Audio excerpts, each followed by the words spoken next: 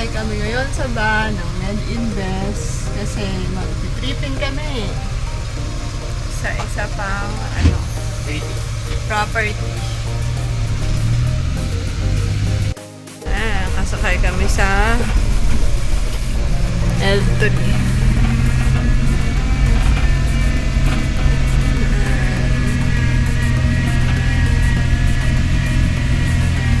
Ito na yung Farmville. Yan.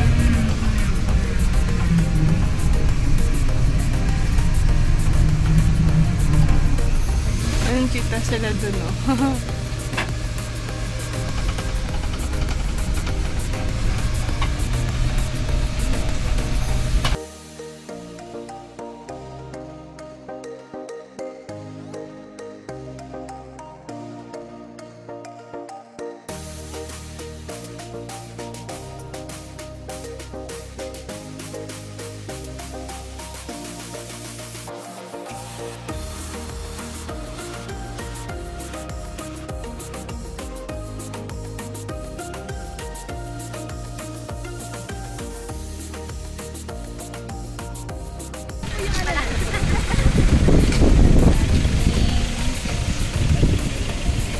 Magbebenta ako sa...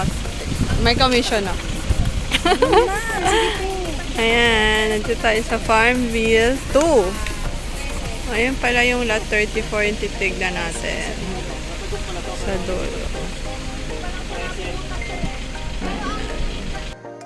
Tapos yung secondary road naman po natin, ma'am, 6.5 meters to 8 meters.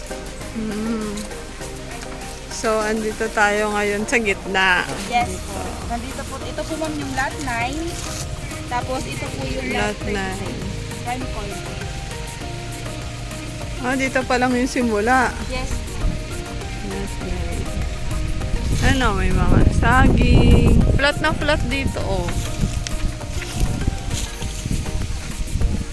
May mga baka.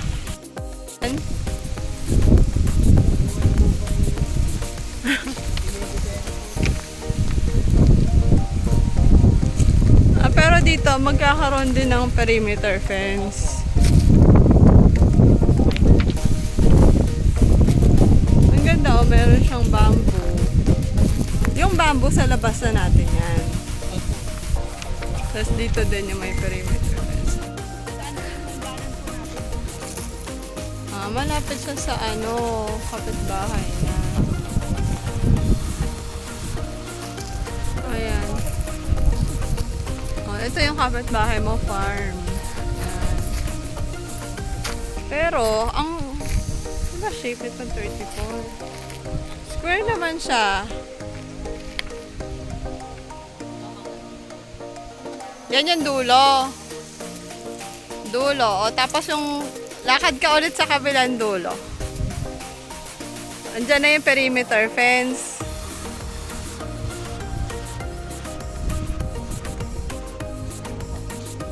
Malaki-laki din. Mahaba. Tapos, dito sa akin nakatayuan ko.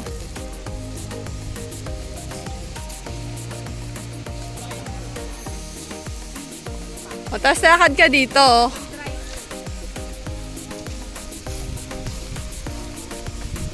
Rectangle.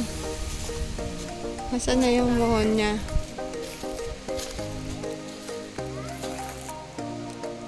Sige pa, para malaki.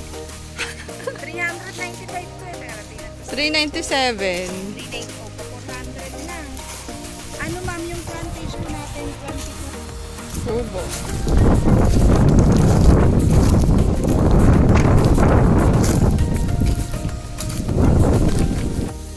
So, titingnan natin yung iba pang lot na may free. Gusto natin yung may free.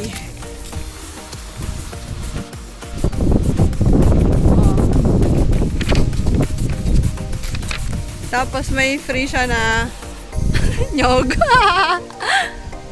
Ilang square meters pa kaya itong free?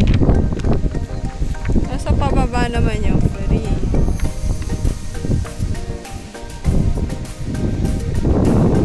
Ito tayo. Ito tayo.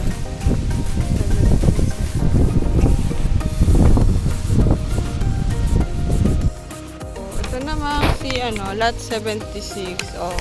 Ito yung muhon niya sa dulo. Pero itong gray, yan yung free. Hanggang dun. Tama, ang laki ng free. Pag gray pala, ano yun, free.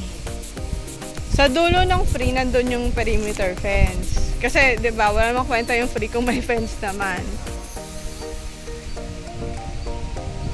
Ayan. So, parang magiging 700 plus na yun. Ito yung 76. So, ayan siya. May alam ko sinong katabi mo dyan. So, yan. Hanggang, let's see. Hanapin natin ang muhon. Laki ah.